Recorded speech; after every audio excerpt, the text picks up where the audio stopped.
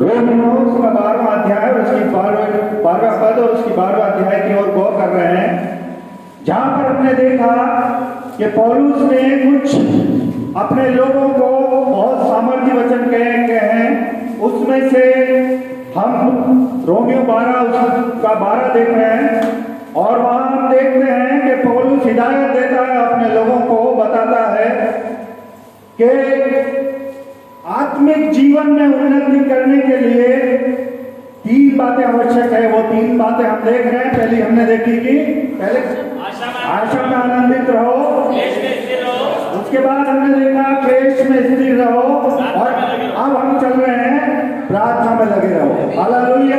पिछले दिनों में हमने देखा था प्रार्थना में लगे रहने के लिए कि हमारे जीवन में प्रार्थना अति आवश्यक है, लेकिन वो प्रार्थना कैसे करनी है? आत्मा में करनी है। हालेलुया। हमें केवल औपचारिक रूप से प्रार्थना, जब भी हम प्रभु के पास जाएं आत्मा में भर के जाएं, हम ये सोच के जाए कि आज प्रभु से मैं कुछ ना कुछ लेकर रहूंगा। Hallelujah, hallelujah. क्योंकि अगर हम हमारे जीवन में गौर करें तो 24 घंटे में हम कितना समय प्रार्थना का देते हैं? बहुत कम समय, है ना। 24 घंटे हम इधर उधर की बात करते हैं, ठीक है, कई लोग बैठते होंगे अच्छे, लेकिन 24 घंटे हम 12 घंटे तो हमारे नींद में बीत जाते हैं, फिर 12 बजते हैं, उसमें हम पता नहीं दुनिया भर की पता नहीं क्या क्या बातें करते हैं। हमारी प्रार्थना जरा से समय के लिए होती है, अगर उसको भी हम औपचारिकता में टाल दें तो कोई मतलब नहीं। हालेलुया। आत्मा में प्रार्थना करें, आत्मा और सच्चाई से। आज आत्मा और सच्चाई से कैसे कर सकते हैं? अभी जैसे यहाँ से बोला जा रहा है गीत गाने वाले बच्चों को कि अपने मोबाइल से फिल्मी गीत हटा लो। मैं एक उदाहरण दे रहा हूँ। ये बच्चे हटाएंगे, बहुत अच्छा, बहुत अच्छी बात है, लेकिन इनकी ये फिर भी चाहे तो ऑनलाइन सुन सकते हैं। अगर ये औपचारिकता से उसको हटाते हैं और अगर आत्मा से हटाएं तो ये बोलेंगे खुदा मैंने तेरे विरुद्ध में पाप किया, आज के बाद में कभी इस फिल्मी गाने को नहीं सुनेंगे। हालेलुया।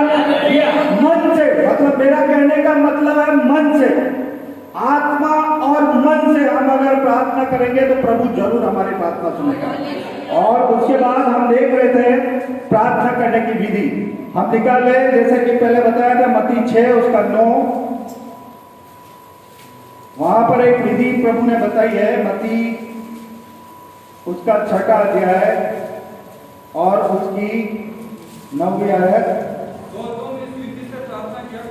यस, हाँ, बस हम केवल अभी पहले ही इस रीत के अनुसार क्या लिखा है, अतः तुम इस रीति से प्रार्थना किया करो। मतलब वहां कई लोग ये प्रभु की प्रार्थना को इतना ले लेते हैं कि भाई ये उसने बोल दिया तो हमको ऐसे ही करनी है। नहीं, यहाँ लिखा इस रीति से, मतलब वहां एक पैटर्न बताया है ना। प्रभु ने एक पैटर्न बताया, उसमें सबसे पहला क्या है? हे हमारे पिता। हालेलुया। अगर हमको प्रभु से कुछ पाना है तो उसके साथ रिश्ता बनाना पड़ेगा।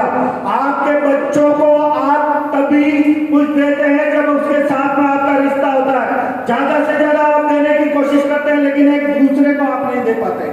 हालेलुया।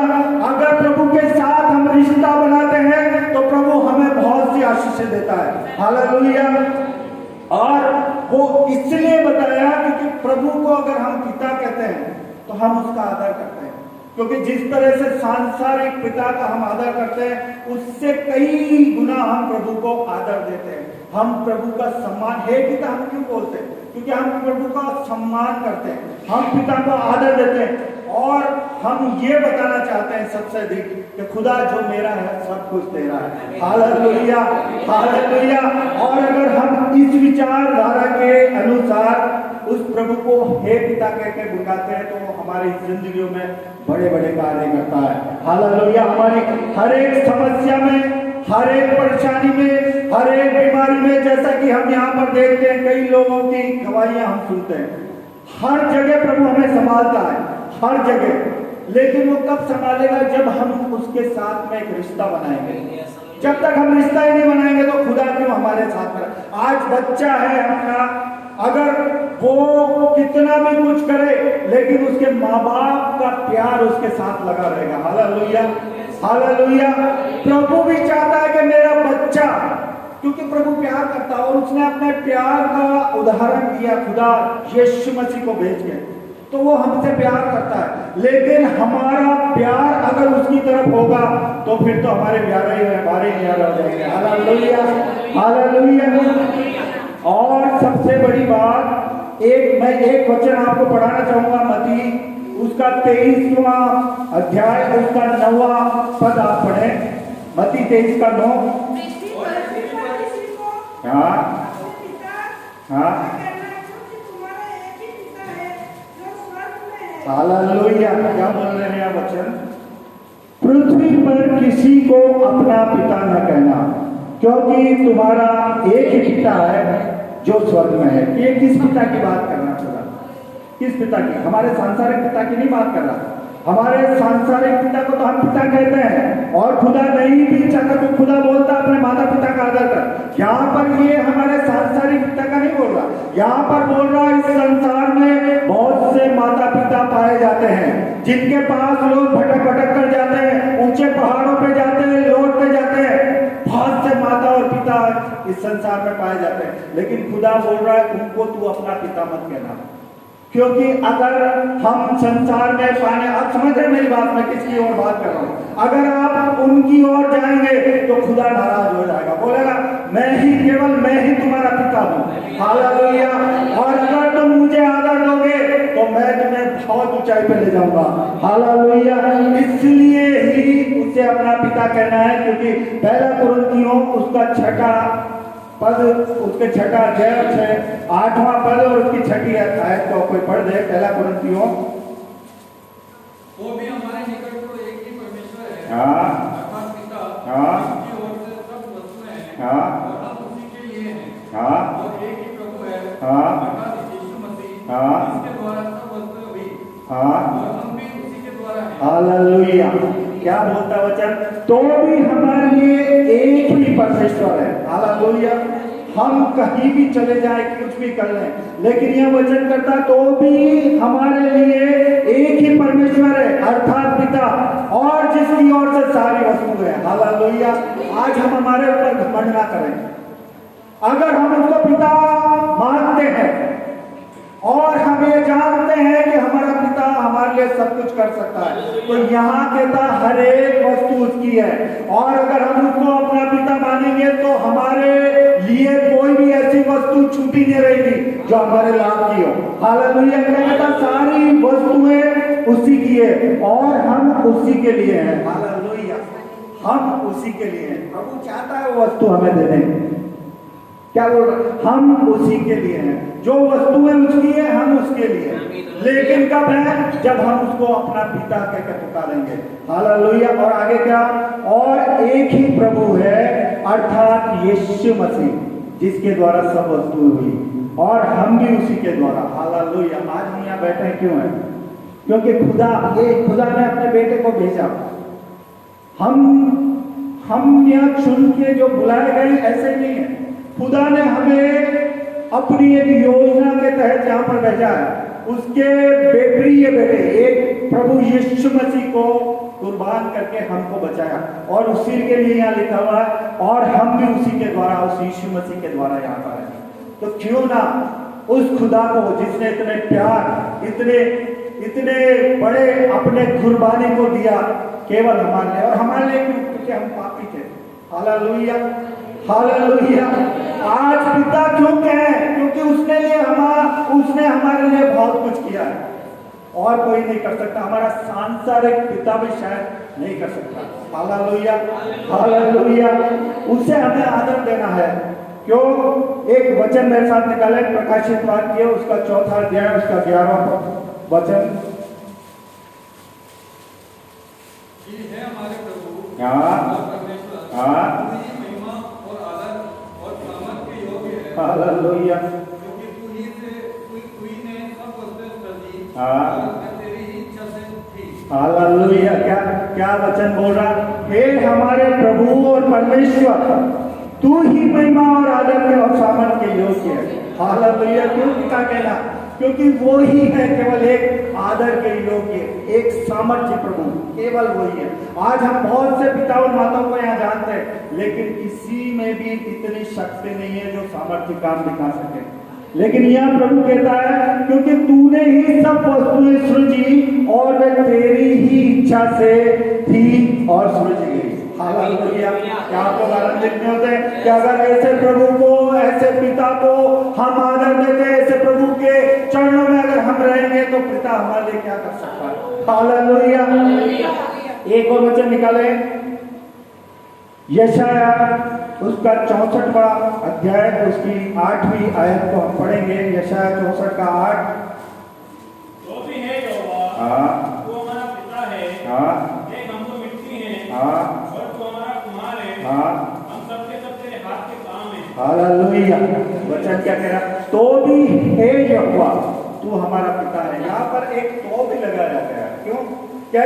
क्योंकि अगर हम गलती से प्रभु के रास्ते से फिर जाते हैं तो यह प्रभु का वचन कहता तो भी हे यहोवा, हम उसके चरणों में आ जाएं। इस वचन का उद्देश्य क्या है? क्या लिखा हुआ है? तो भी हे यहोवा, तू हमारा पिता है, देख हम तो मिट्टी हैं। हमसे गड़बड़ी हो सकती है, हम तो कुछ भी नहीं खुदा, लेकिन तू वो कर सकता है, अपनी मिट्टी को वापस तैयार कर सकता है। तेरे में इतनी सामर्थ्य है। हालेलुया। क्या बोलता है? हम तो मिट्टी हैं और तू कुम्हार है। हम बिगड़ चुके हैं, हम मानते हैं बिगड़ चुके हैं। कई बार हमसे जाने अनजाने में ऐसी गलतियां हो जाती हैं, लेकिन यह वचन बताता है कि अगर हम नम्रता और दीनता के साथ में वापस उसके चरणों में आ जाए, हालेलुया, तो वो हमको वापस से बना के खड़ा कर देगा। हालेलुया। क्या कहता? तू देख हम तो मिट्टी और तू हमारा कुमार है, हम सब के सब तेरे हाथों के काम है। हालेलुया। जिस काम पर प्रभु हाथ डाल दे, हालेलुया, खुदा तो बोलता तुम जिस कामों पे हाथ डालोगे मैं तुमको आशीष दूंगा। और अगर हमारे काम पे खुदा हाथ डाल दे तो आप सोच सकते हैं कि हमारे काम काज से गाजर जाए। हालेलुया। और अगर हम पिता के नाम से प्रार्थना करते हैं तो वो हमारी मदद करता है। लेकिन एक वचन थोड़ा सा मैं आपको पढ़ाना चाहूंगा। पहला पत्र उसका पहला अध्याय, उसकी 17वीं आयत को पढ़ दे। और जब कि तुम हाँ हे पिता कहकर उससे प्रार्थना करते हो, हाँ जो बिना बिना पक्षपात हर एक के काम के अनुसार न्याय करता है, हाँ तो अपने परदेशी होने का समय भय से बिताओ। हालेलुया। अगर हमारे पिता, हमारे परमेश्वर, हमारे सब कुछ जो हम अगर उसे मानते हैं तो इसका मतलब ये नहीं हम चाहे जैसी जिंदगी जिए। या क्या पहला पत्र उसका पहला अध्याय उसकी 17वीं आयत यूं बोलती है, और जबकि तुम उससे हे पिता कहकर उससे प्रार्थना करते हो जो बिना पक्षपात हर एक के काम के अनुसार न्याय करता। हालेलुया। आज इसका मतलब क्या है कि हमें कार्य तो सही करने पड़ेंगे। यूं नहीं कि हम उसे हे पिता है, अब्बा है, पिता कह रहे हैं तो हम हमारे मन के अनुसार काम करें। नहीं, काम तो हमको ऐसे ही करने पड़ेंगे जिससे परमेश्वर राजी होता है। और आगे क्या है? तो उससे तो अपने परदेशी होने का समय भय से बिताओ। उसके साथ में भय से, उसके लिए हमको भय से जीवन बिताना है। हालेलुया। परमेश्वर का भय हमें, जैसा कि पास्टर साहब ने कितनी बार कहा, परमेश्वर का भय क्या? हम कोई भी काम करें तो ऐसा हमको लगना चाहिए कि परमेश्वर हमें देख रहा है। अगर ये सोच के हम काम करते हैं तो हमारे जिंदगी में कभी कोई काम गलत नहीं होगा। हम गलत काम तो तभी करते हैं जब हमको कोई चिंता नहीं रहती, कोई देख नहीं रहा है। हालेलुया।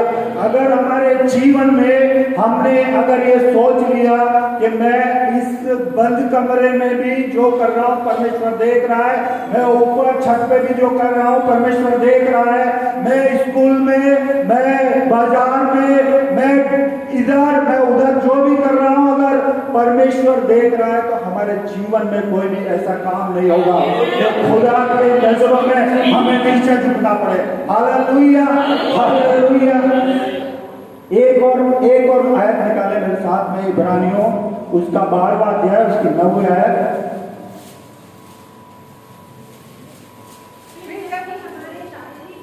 हाँ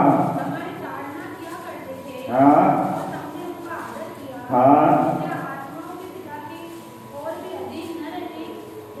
हालेलुया। क्या वचन बोलता है? अगर हमारे पिता, आपने बच्चों को देखा होगा, पिता अगर बच्चे को मारता है तो भी पिता के चरणों में ही बच्चा रहता है। एक छोटे बच्चे की बात बता रहा हूँ। उसके बाद जो जो बड़ा बच्चा होता रहता है वो थोड़े दिन तो नाराज रहेगा अपने पिता से, है ना? आपने देखा होगा अपने बच्चों को। अगर आपके बच्चे परेशानी में रहते हैं, अगर छोटा बच्चा है, अगर आप उसको मारोगे तो भी वो आपके पास ही आएगा।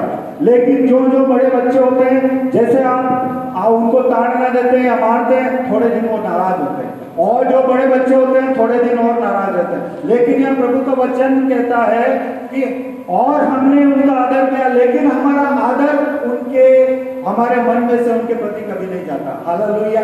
हमारे शारीरिक पिता का। लेकिन यह उस वचन बोलता है कि तो क्या आत्माओं के पिता के और भी अधीन रहे, जिससे हमें जीवित रहे। हालेलुया। क्योंकि प्रभु, अगर हम थोड़ा सा भी गलती करते हैं तो कभी कभी होता है, हमें ऐसा लगता है कि खुदा हमारे दंड की ओर लिए चलता है। हालेलुया। लेकिन उस समय क्या होता है, कई लोगों का मन भटक जाता है। कई लोग, हमने देखा है, कई लोग ऐसा सोचते हैं कि बस हमें तो केवल अच्छा ही अच्छा चाहिए, बुरा नहीं चाहिए। और प्रभु का वचन कहता है जो अपने बेटे पर छड़ी नहीं उठाता तो वो क्या है? उसका दुश्मन है। हालेलुया। वो उसकी औलाद नहीं है। उर्दू की बाइबल में लिखा रखा है वो उसकी औलाद नहीं है। अगर एक पिता अपने बच्चे पर छड़ी नहीं उठाता, तो जब हम अगर थोड़ा सा तकलीफ प्रभु के चरणों में आने के समय उसको देते हैं तो वो भी थोड़ा तो नाराजगी बताएगा। हालेलुया। उस समय हमें क्या करना है? उस समय प्रभु के चरणों में आ जाना, अपने आप को चेक करना है, मैंने कहाँ गलती की है। और खुदा हमारा बहुत ज्यादा सर्वशक्तिमान, सर्वव्यापी, सर्वज्ञानी और अधिक प्रेम करने वाला है। हालेलुया। इन सब बातों के अलावा वो हमसे अधिक प्रेम करने वाला है। वो चाहता है कि मेरे बच्चे मेरे पास आए। हालेलुया। एक वचन और निकाले, रोमियो 13:3। और हमें इसलिए प्रभु से हमेशा, क्योंकि हाकिम अच्छे काम के नहीं, परंतु बुरे काम के लिए डर का कारण है।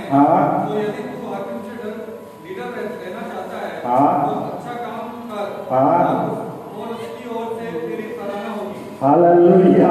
क्या वचन कहता है? क्योंकि हाकिम अच्छे कामों के नहीं परंतु बुरे काम के लिए डर का कारण है। हालेलुया। इससे क्या मतलब? इससे ये मतलब है कि अगर हम परमेश्वर की नजरों में हमेशा अच्छे काम करेंगे, ऐसे काम करेंगे जो परमेश्वर को भाते हैं, तो हमें कभी भी डरने की आवश्यकता नहीं। लेकिन अगर हमें ये वचन आगे करता है, अतः यदि तुम हाकिम से नीडर रहना चाहते हैं तो अच्छा काम कर और उसकी ओर से तुझे सराहना मिलेगी। हालेलुया। सराहना समझते हो आप? सराहना का मतलब होता है कि आपकी पीठ थपथपाई जाती है कि हे बेटे, तूने मेरे लिए बहुत अच्छा काम किया। आज यीशु मसीह आप मानते हैं, जब अपना पूरा कार्य करने के बाद जब स्वर्ग में गया होगा तो उसकी कैसे सराहना की होगी खुदा ने। हालेलुया। ये मेरा बेटा है जिसने मेरे अन्य बेटों को बचाकर और मेरे पास लाया। आज क्या है? आदम के द्वारा पाप आया और पाप सारी पृथ्वी पे फैल गया और हम सब किससे? परमेश्वर से दूर हो गए। लेकिन उसका प्यार तो भी हमारे लिए बना रहा। उसने एक योजना बनाई अपने पुत्र को भेजकर हमारे लिए, उसको कुर्बान कर उसके लहू के द्वारा हम धुले। हालेलुया। हालेलुया। और अगर ये काम उस खुदा ने, उस यीशु मसीह ने किया होगा, उसको कितनी सराहना मिलेगी। खुदा का वचन कहता है अगर तू ये काम करेगा तो उसकी ओर से तुझे सराहना होगी। हालेलुया।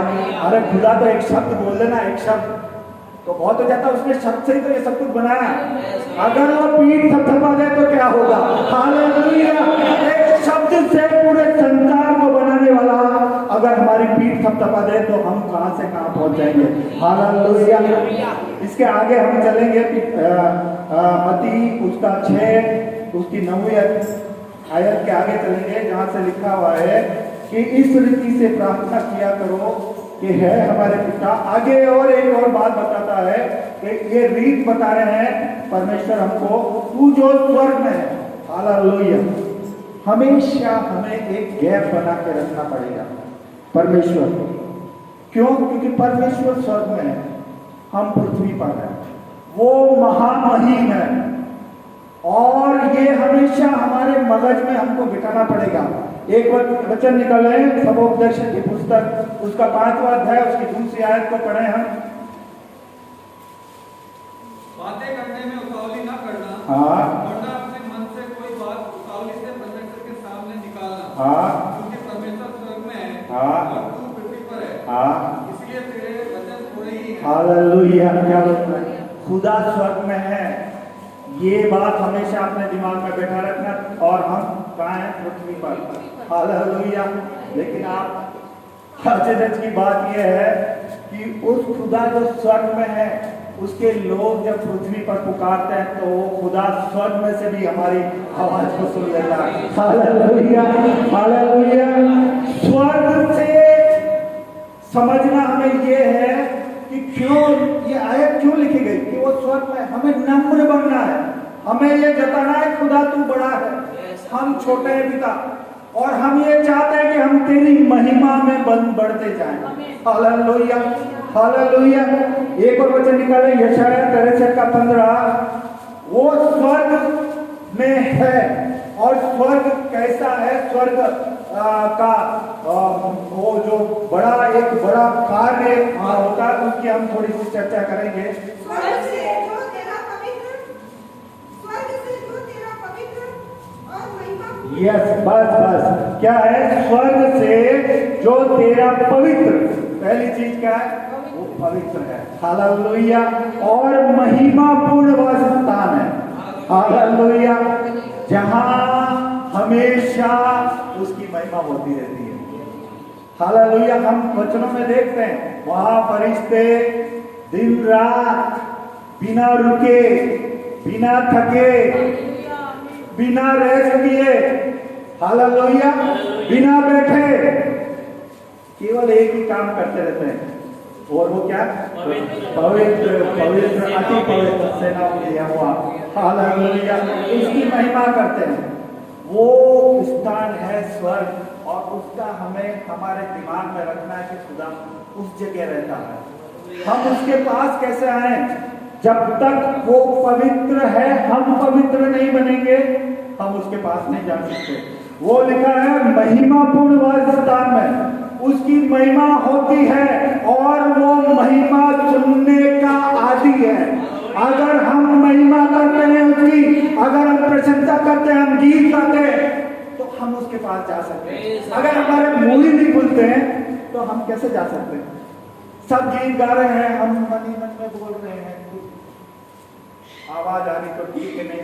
अगर हम उसकी महिमा करना नहीं जानते तो हम ये कैसे सोच सकते हैं कि हम उसके कानों तक अपनी आवाज को पहुंचा पाएंगे?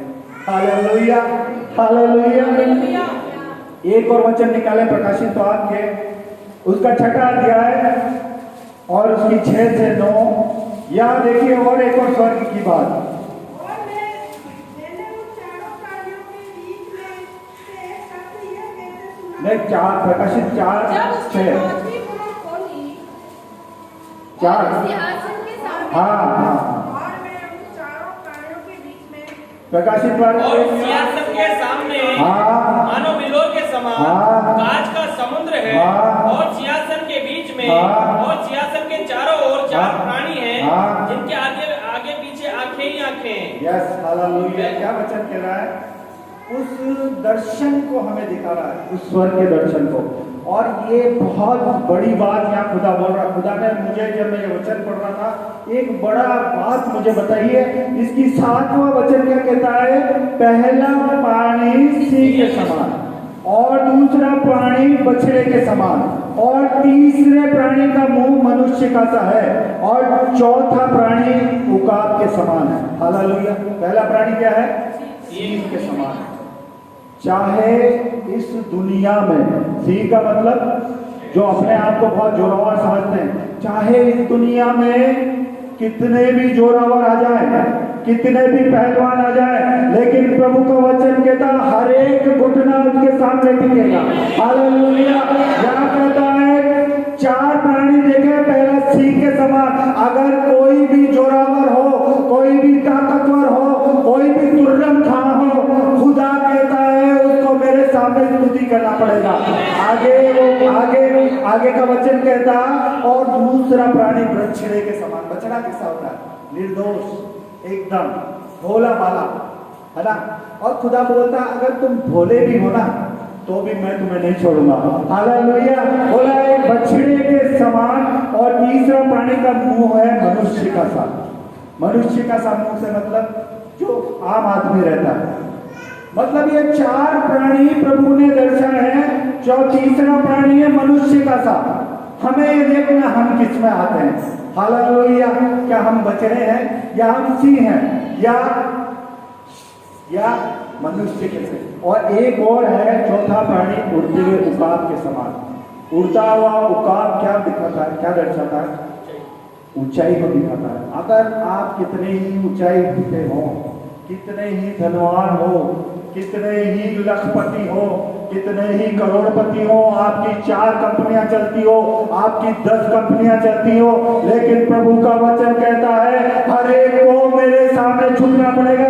क्योंकि आगे का वचन कहता है चारों प्राणियों के 6-6 पंख है और चारों और भीतर आंखें, और वो दिन रात बिना विश्राम किए कहते रहते हैं पवित्र पवित्र अति पवित्र प्रभु परमेश्वर शक्तिमान जो था और जो है और जो आने वाला है। और कोई काम नहीं है। ये बड़े बड़े तुर्रम खां को प्रभु ने कहा, बड़े बड़े तुर्रम खां, अगर चाहे वो तुर्रम खां हो, चाहे बलवान हो, चाहे सिंपल हो, लेकिन जब प्रभु के चरणों में वो आ जाएंगे तो प्रभु उनको यूज करेगा अपने ऊपरीय स्थानों में। Hallelujah, hallelujah. और जब ये प्राणी उसकी जो सिंहासन पे बैठा था और जो युगानुयुग जीवता है, महिमा और आदर और धन्यवाद करेंगे। हालेलुया। ये चारों प्राणी, ये 4 प्रकार के प्राणी हैं इस दुनिया में। लेकिन यहाँ लिखा है कि अगर हम उसके चरणों में गिरेंगे तो वो महिमा और आदर और धन्यवाद करेंगे। और ये धन्यवाद करने के लिए हम अपने जीवन को आगे बढ़ा रहे हैं। हालेलुया। आज भी प्रार्थना और स्तुति हम इतना करते हैं। कई बार हमें सिस्टर जी ने बोला हमें आदत डालनी है, क्योंकि वहां भी यही तो करना है। Hallelujah, hallelujah. जो यहाँ कर रहे हैं वही वहां करना है और उसी में आनंद आएगा। आपको समोसे का आनंद, आपको कचौरी का आनंद, आपको खीर का आनंद, आपको नॉनवेज का आनंद इसी बातों में आएगा। वहां ये सब चीजों की जरूरत नहीं पड़ेगी। आप मुंह से उसका धन्यवाद कर लोगे, ये सब टेस्ट आपके अपने आप आ जाएंगे। Hallelujah, hallelujah. एक और वचन निकाले, व्यवस्था विवरण उसका 10वां अध्याय उसकी 14वीं आयत को कोई पढ़ दे। उन स्वर्ग और सबसे ऊंचा स्वर्ग भी, हाँ, पृथ्वी और उसमें जो कुछ है, हाँ, वह सब तेरे परमेश्वर यहोवा ही का है। हाँ, जो भी यहोवा ने तेरे पूर्वजों से स्नेह और प्रेम रखा। बस इतना ही। क्या है? सुन, स्वर्ग और सबसे ऊंचा स्वर्ग भी और पृथ्वी में जो कुछ है वह सब तेरे परमेश्वर यहोवा का है। हालेलुया। क्या ये वचन हमको क्या बताता है? हम इधर उधर देखते हैं कि वो बड़ी गाड़ी में घूम रहा है, वो हवाई जहाज में घूम रहा है, वो हेलीकॉप्टर में घूम रहा है। खुदा बोलता है चिंता मत कर, ये सब मेरा है। तू मेरे चरणों में आ जा, पहले मेरे धर्म और हालेलुया, ये सब चीजें तुम्हारे साथ में जुड़ जाएंगी। हालेलुया। लेकिन पहले खोज तो करो। हम खोज ही नहीं करते। चर्च से गए और हम खोजने लग जाते हैं कि हमारा माल कहाँ बिकेगा। मैं जाता हूँ, मैं देखता हूँ कि मुझे क्या करना है। आज इसका प्रोग्राम है, आज उसका प्रोग्राम है, आज ये करना है। तो हम धर्म और राज्य की खोज तो करें। खुदा बोलता पहले तुम मेरे धर्म और राज्य की खोज करो, तो ये सब वस्तुएं तुम्हें अधीन हो जाएगी। हालेलुया। आगे एक वचन और निकाले, व्यवस्था विवरण उसका 26 उसका 15वां पद।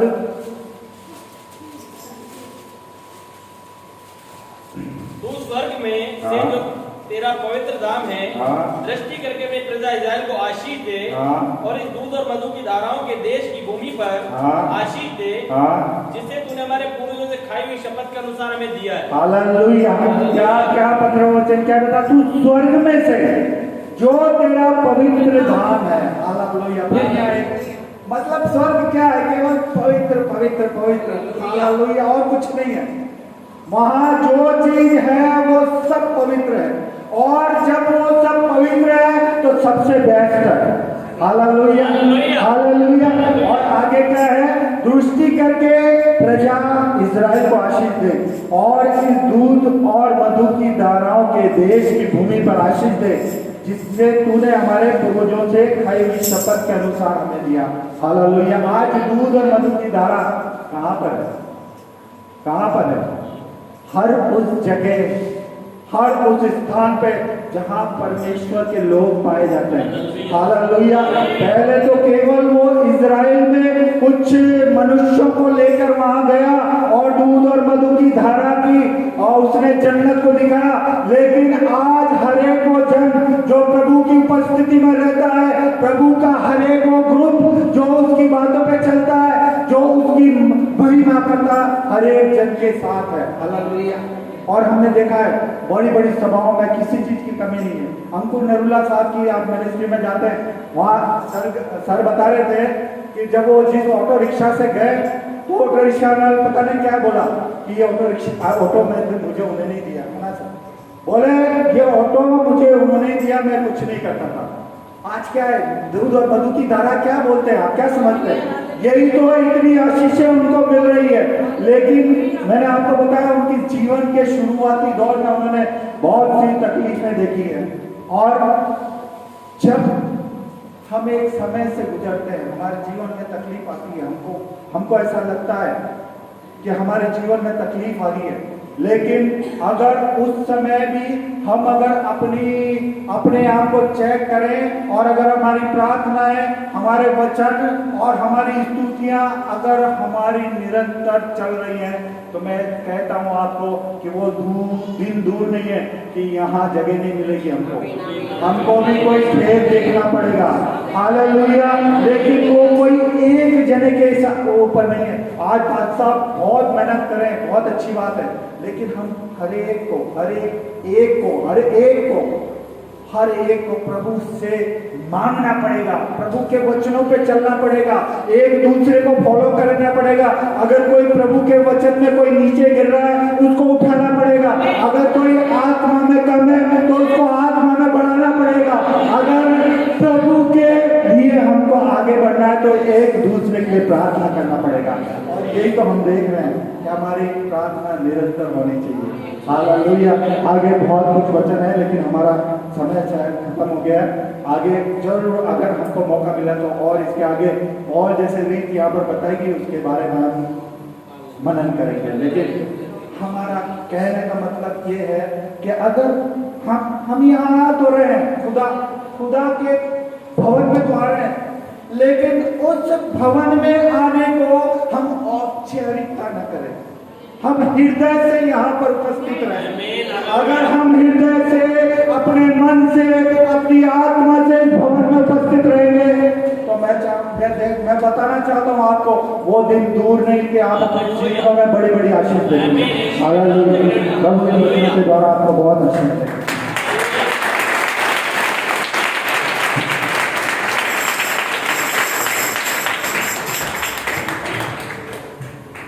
Praise the Lord, praise the Lord. परमेश्वर चाहता है कि दिनों के अंदर प्रार्थना के अंदर हम क्या करें? परमेश्वर के समूह के एक संबंध के साथ आगे बढ़े। वो हमारा क्या है? वो हमारा पिता है, आपका पिता है, मेरा पिता है, हम में से हर एक का पिता है। और वो कहाँ रहने वाला पिता है? स्वर्ग में रहने वाला पिता है। वो हमारे ऊंचाई और ऊंचाई, स्वर्ग और ऊंचे से ऊंचे स्वर्ग में रहने वाला वो मेरा आपका पिता है। आइए हम उसके साथ अपने रिश्ते को मजबूत करते चले जाएं। प्रभु का धन्यवाद हो और हम विश्वास करते हैं कुछ बातें हैं जिन्हें बोलने की आवश्यकता नहीं होती है, आत्मा में समझ में आता है और हम इन दिनों के अंदर आत्मा में महसूस कर रहे हैं इस बात को, हम देख रहे हैं कि परमेश्वर लोगों के अंतर्गत अपने रिश्ते को मजबूत कर रहा है। लोग प्रभु के साथ एक अद्भुत रिश्ते में चल रहे हैं। आपसे कहना चाहते हैं जैसे जैसे हम परमेश्वर के इस रिश्ते के अंदर बढ़ेंगे हम ब्लेस होंगे। याद रखना एक मसीहत ही एक ऐसी चीज है जिसकी ब्लेसिंग क्या होती है, दूसरों तक फैलती है। जब मैं आप प्रभु के अंतर्गत ग्रो करते हैं परमेश्वर के साथ, जिन जिन बातों जो बताई जाती है यहाँ से अलग रीति से जो बातें हमारे पास आती हैं, जब जब मैं आप बातों के अंतर्गत अपने आप को बढ़ाते हैं हम तो आशीष पाते हैं, लेकिन हमारे साथ जुड़ी हुई चीजें आशीष में होती चली जाती है। इसलिए यही एक ऐसी चीज है, अगर आप चाहते हैं आपके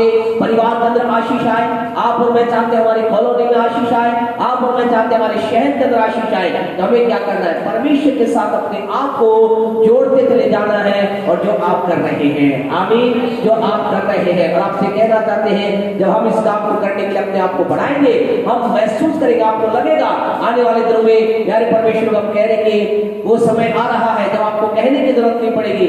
आप कहेंगे, आपके पास से फोन कॉल हमारे पास आएगा, कहेंगे पास्टर साहब आज मेरी इच्छा हो रही है मैं 2 दिन का उपवास करना चाहता हूँ, 3 दिन का उपवास करना चाहता हूँ चाहती हूँ, क्योंकि मेरी आत्मा मुझे प्रेरित कर रही है कि मैं प्रभु की उपस्थिति के अंदर बैठूं। और आप प्यारे प्रेषित लोग इस बात को जब जब हम इस बातों के अंदर बढ़ रहे हैं, हमारे वाले दिनों के अंदर इस बातों को प्रार्थना में रखा है, आप भी प्रार्थना में रखें, क्योंकि ये एक अद्भुत चलन प्रभु की आत्मा का चल रहा है। और हम चाहते हैं कि इस कार्य के अंदर और अधिक बढ़े। परमेश्वर अपने लोगों के द्वारा बात कर रहा है, परमेश्वर वचन के द्वारा बात कर रहा है, और हम चाहते हैं कि इस कार्य के अंदर और अधिक हम बढ़ते चले जाए। आने वाले 4 अप्रैल के बाद आप चिंता ना करें, आप में से कई लोग सोच रहे हैं बस खत्म होने वाला है, खत्म नहीं होने वाला, हम प्रार्थना में है, प्लान कर रहे हैं, कुछ ऐसी योजना बना रहे हैं कि हम रेगुलर मीटिंगों को तैयार करें। आमीन, तैयार हम लोग विश्वास करते हैं कि हम बहुत गहराई बढ़ेंगे। कई लोग हमें फोन पे बात कर रहे हैं, व्यक्तिगत बात कर रहे हैं, बस सब होने पाए कुछ ऐसा करें, हम डेली तो नहीं लेकिन कम से कम 2-3 मीटिंग सप्ताह में करें, और हम ऐसा करने की प्लानिंग कर रहे हैं। आप दुआ करें ताकि हम आने वाले दिनों के अंदर इसके द्वारा प्रभु की महिमा करें। आइए अपनी आंखों को बंद करें, वचनों के अंदर अपने आप को हम बनाएं। हमारा परमेश्वर जिसने कहा, यीशु ने कहा जब तुम प्रार्थना करो इस रीति से क्या करो, कहो हे हमारे पिता, वो हमारा पिता है, वो हमारा प्रेमी पिता है।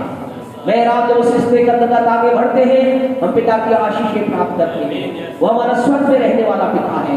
आइए हम अपने जीवन को उसके साथ और अधिक जोड़ते चले जाएं। और आपसे कहना चाहते हैं हमारा पिता ऐसा पिता, जब हमारा रिश्ता उसके साथ मजबूत हो जाता है, जब हम उसके विचारों को समझने लग जाते हैं, उसके तमाम बातों को समझ लग जाते हैं, उसके बाद आने वाले दिनों के अंदर इन बच्चों का आप आगे बढ़ोगे, आपको पता चलेगा।